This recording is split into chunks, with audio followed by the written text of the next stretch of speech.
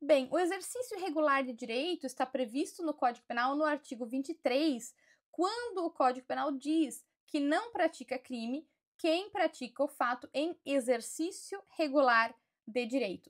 Mas o que seria isso? Bem, é uma cláusula bem aberta, bem genérica. Entre as situações mais conhecidas é a atuação pro magistrato, quando a gente, por exemplo, dá voz de prisão a um cidadão que comete um crime em flagrante. Então, a gente não responde pelo cárcere privado, sei lá, pelo sequestro da pessoa, se a gente dá voz de prisão e aí aguarda a autoridade policial chegar para formalizar a situação do flagrante. Outra situação que a doutrina também traz, que seria um exercício regular de direito, por exemplo, seria o direito de disciplina dos pais em relação aos filhos. Isso aí, se você é mãe ou pai, ou se pretende um dia procriar e se tornar mãe ou pai, você vai perceber que sim, você tem o direito de disciplina em relação ao seu filho. Então, se você não quer que o seu filho se torne um pequeno capetinha, sim, ele precisa ser impedido de fazer certas coisas. Imagina uma criança muito mal educada, que não respeita a autoridade, que não respeita limites, que não respeita regras. Sim, o pai pode dizer, vai para o seu quarto, você vai ficar lá 15 minutos, você vai ficar lá 30 minutos, você não vai sair.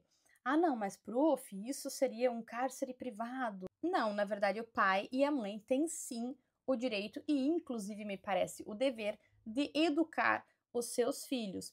Isso significa impor limites. Isso, às vezes, impõe que haja uma sanção, né, em razão de uma conduta não aprovável, ou melhor, uma conduta reprovável da criança. Mas, por evidente, o exercício regular de direito dos pais em relação aos filhos, por exemplo, não pode ter uma grave violação do direito humano da criança, não pode ter espancamentos, não pode ter lesões corporais em relação à criança, né? Isso, por evidente, não está abarcado pelo exercício regular de direito. Então, se eu for fazer análise aqui, por exemplo, do direito de disciplina dos pais em relação à situação justificante e também em relação à ação justificada, a situação fática é uma situação em que eu tenho alguém com poder familiar sobre a criança, com o dever de educar a criança e que a criança eventualmente tem uma situação em que ela precisa ser educada e a ação ela só vai ser justificada se ela está dentro dos limites da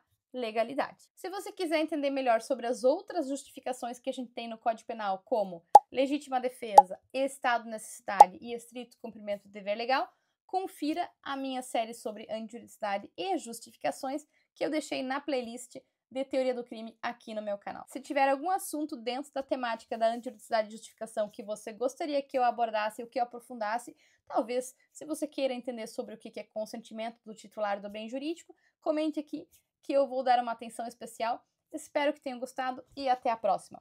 Fui!